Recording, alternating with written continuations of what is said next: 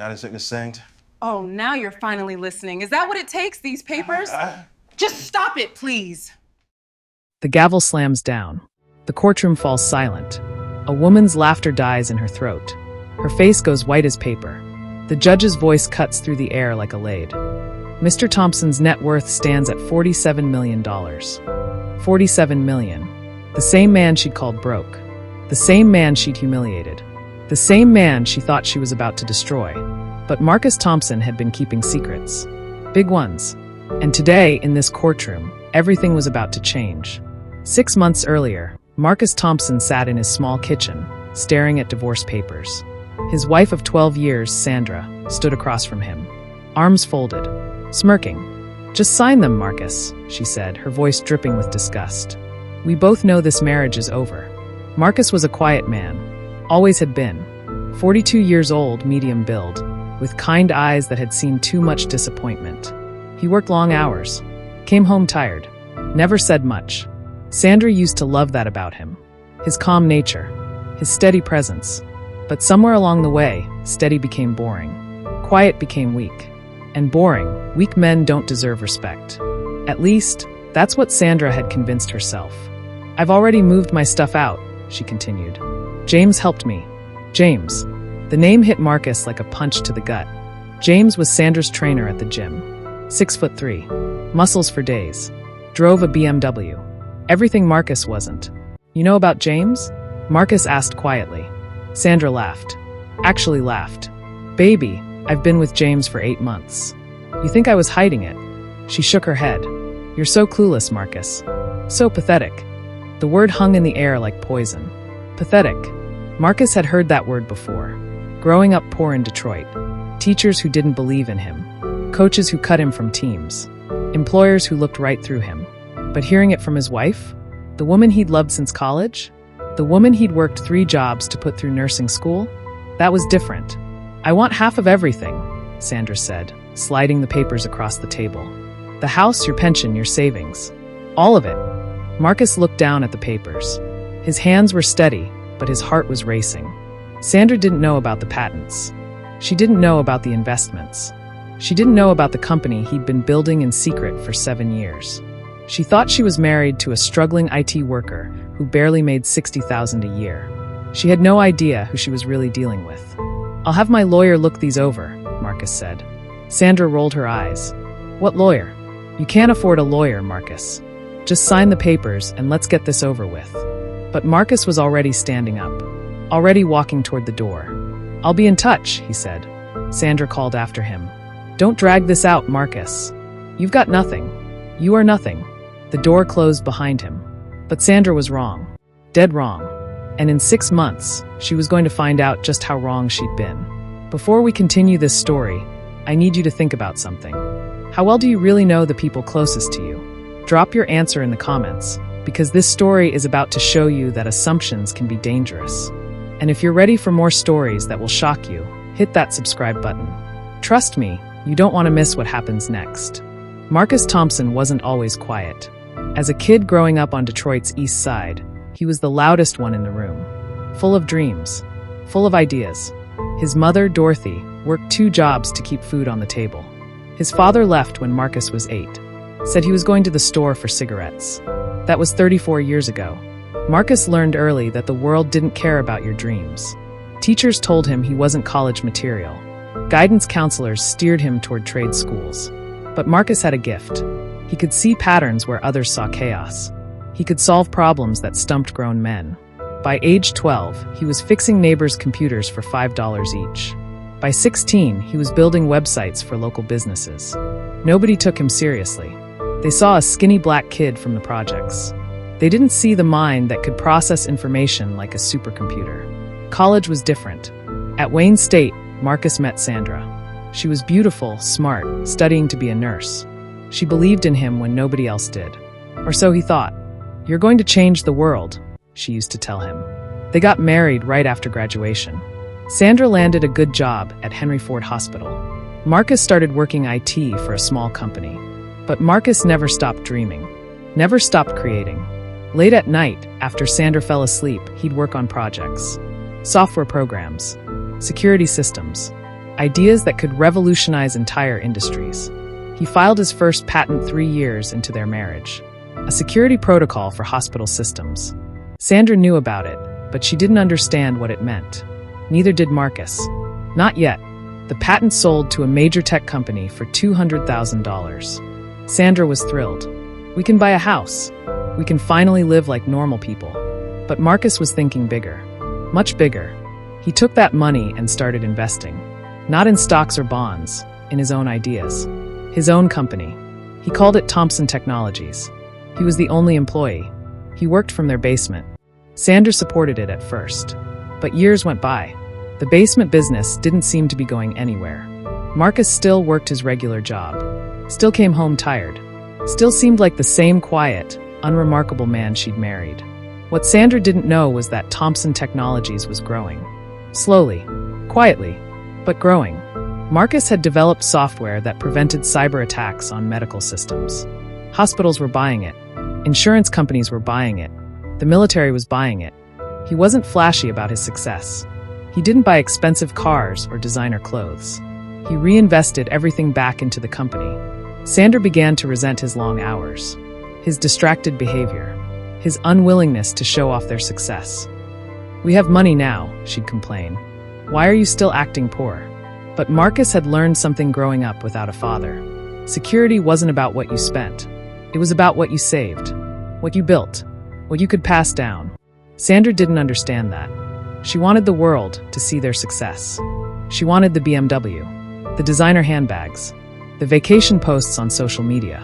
Marcus gave her those things, but it wasn't enough.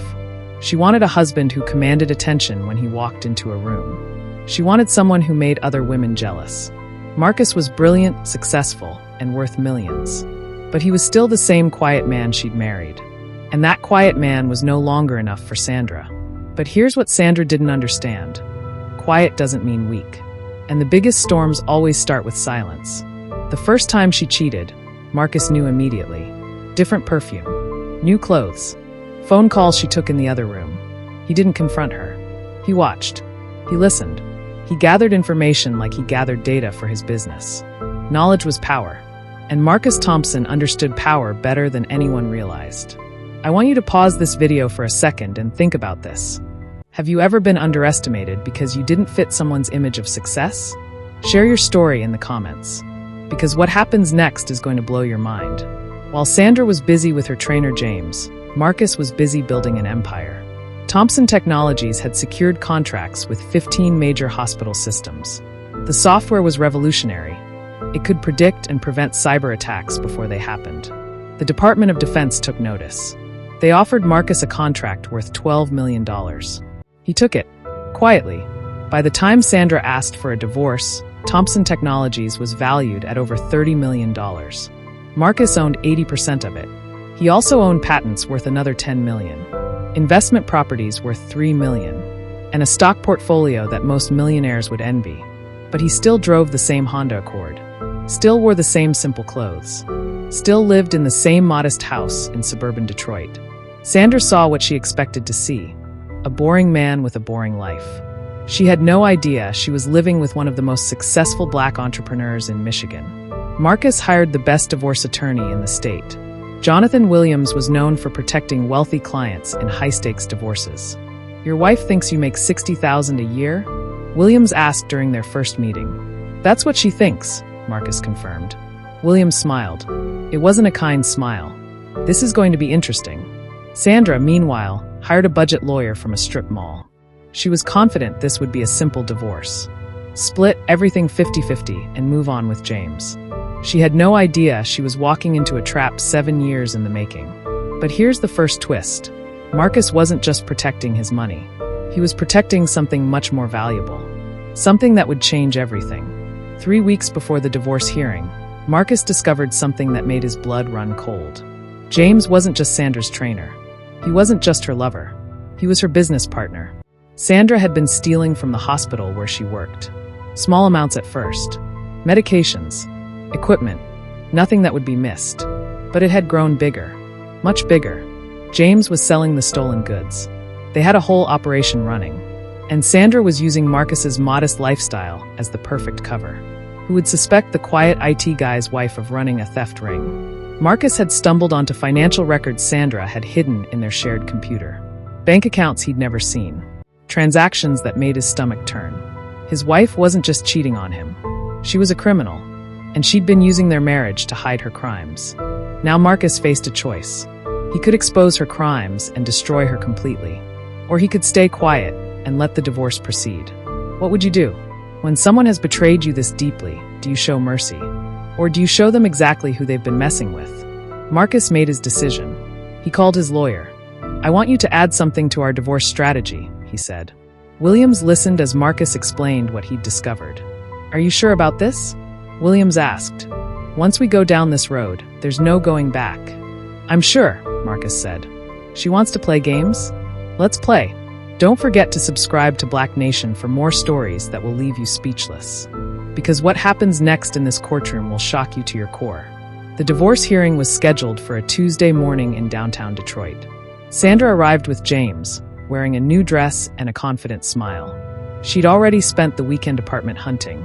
She was planning to use her divorce settlement to start fresh. She had no idea Marcus's lawyer had been building a case that would destroy her world. Marcus sat quietly at the defendant's table. Same calm demeanor. Same unremarkable appearance. Sandra whispered to her lawyer, "This should be quick. He's got nothing to fight with." Judge Catherine Morrison called the court to order. She was known for running an efficient courtroom and having zero patience for games. Sandra's lawyer stood up first. "Your Honor, this is a simple case of irreconcilable differences.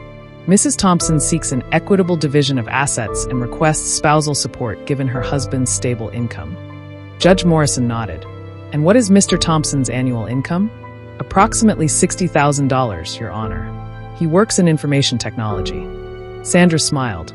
This was going exactly as planned. Then Marcus's lawyer, Jonathan Williams, stood up. "Your Honor, I'm afraid there's been a significant misunderstanding about my client's financial situation." Sandra's smile faltered slightly. Her lawyer looked confused.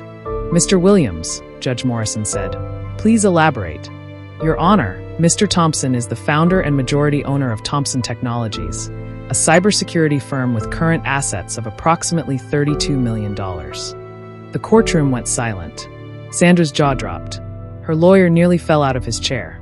"Furthermore," Williams continued, "Mr. Thompson holds multiple patents in cybersecurity technology, valued at approximately $10 million. He also owns investment properties and maintains a diversified portfolio, bringing his total net worth to approximately $47 million. $47 million. Sandra was staring at Marcus like she'd never seen him before. The quiet, boring man she'd been married to for 12 years was worth nearly $50 million? Objection. Sandra's lawyer sputtered. "We need documentation." "This is already submitted to the court, Your Honor," Williams said smoothly, handing over a thick folder. "Bank statements, business valuations, patent filings, investment records. All properly notarized and verified." Judge Morrison reviewed the documents. Her eyebrows raised higher with each page. "Mr. Thompson," she said, "you've been quite modest about your success." Marcus spoke for the first time. "I prefer to let my work speak for itself, Your Honor." Sandra finally found her voice. "This is impossible. Marcus, you work in IT. You drive a Honda. You." She stopped. The pieces were clicking into place. The long nights he claimed to be working. The basement office she thought was just a hobby. The calm confidence he'd shown during their separation. Marcus had been building an empire right under her nose. And she'd been too busy cheating to notice. But wait, there's more. Because Marcus wasn't done. Not even close. "Your Honor," Williams continued, "there's another matter the court needs to address. Mrs. Thompson has been engaged in criminal activity during the marriage." Sandra went pale. "What are you talking about?" Williams produced another folder. "Mrs. Thompson and her paramour, James Mitchell, have been operating a theft ring, stealing medical supplies and equipment from Henry Ford Hospital, where Mrs. Thompson is employed." The courtroom erupted. Sandra's lawyer was frantically whispering to her. James, who had been sitting in the gallery, started edging toward the door. "I have financial records," Williams said, "showing unexplained deposits into accounts Mrs. Thompson opened without her husband's knowledge. I also have security footage from the hospital showing Mrs. Thompson removing supplies after hours." Judge Morrison's expression hardened. Mrs. Thompson, these are serious allegations. Sandra was shaking now. Marcus, you bastard. How dare you? How dare I what? Marcus asked quietly. Tell the truth. And here's the final twist, the one that changes everything. Your Honor, Williams said. My client discovered this criminal activity 3 weeks ago. He could have reported it to authorities immediately. Instead, he's giving Mrs. Thompson an opportunity to make things right. Judge Morrison leaned forward. What kind of opportunity? Mr. Thompson is willing to not pursue criminal charges if Mrs. Thompson agrees to specific terms. She relinquishes all claims to marital assets, pays full restitution to the hospital, and agrees to supervised community service. Sandra stared at Marcus. You're giving me a choice? Marcus nodded. I always give people choices, Sandra. You chose to cheat. You chose to steal. Now you get to choose how this ends. The woman who had called him pathetic was now at his mercy. The man she thought had nothing was offering her everything, her freedom. Sandra took the deal. She signed away her rights to Marcus's fortune. She agreed to pay back every penny she'd stolen. She entered a diversion program that would keep her out of prison if she completed 2 years of community service. James wasn't so lucky. Without Sandra's testimony, he faced the criminal charges alone. The last anyone heard, he was serving 18 months in federal prison. Marcus got his divorce. He kept his empire, and he kept his dignity.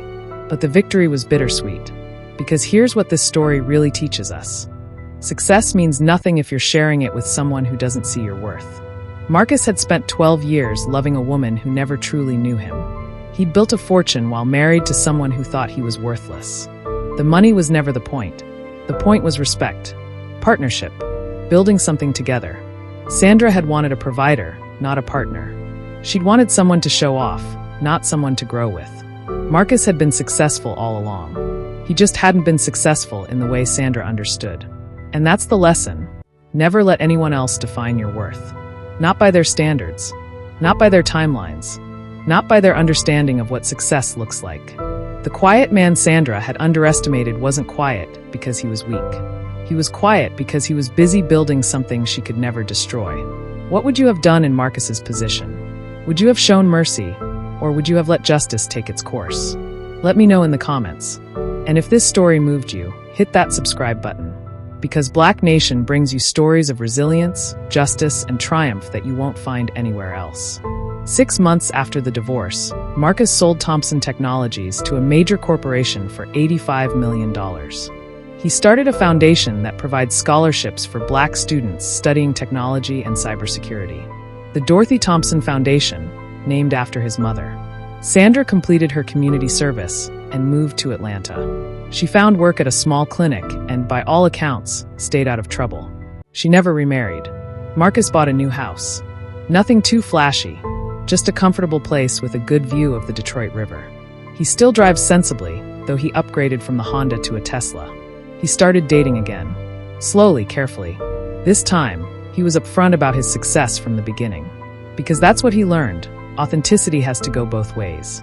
If you're hiding who you are, you'll attract people who love the mask, not the man. The story of Marcus Thompson reminds us that strength comes in many forms. Sometimes the most powerful people in the room are the ones who don't need to prove it. Sometimes the quiet ones are building empires while the loud ones are just making noise. And sometimes, the person you underestimate is exactly the person who will surprise you most. Marcus Thompson was never pathetic. He was patient. He was strategic. He was playing a longer game than anyone else realized. And in the end, patience always wins. The divorce papers Sandra had been so eager for Marcus to sign, they're framed in his office now. Not as a trophy, but as a reminder. A reminder that sometimes the best thing someone can do for you is show you exactly who they are. Sandra showed Marcus who she really was. A cheater. A thief. Someone who measured love by bank statements and respect by appearances. Marcus showed Sandra who he really was. A genius. A millionaire. A man who could destroy her with a phone call but chose mercy instead. In the end, character always reveals itself. Success always finds a way. And justice has a way of serving itself.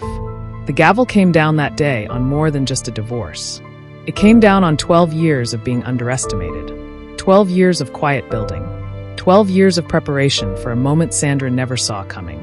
Marcus Thompson walked out of that courtroom the same quiet man who walked in. But now everyone knew. Quiet doesn't mean powerless. Sometimes it just means you don't need to make noise to make an impact.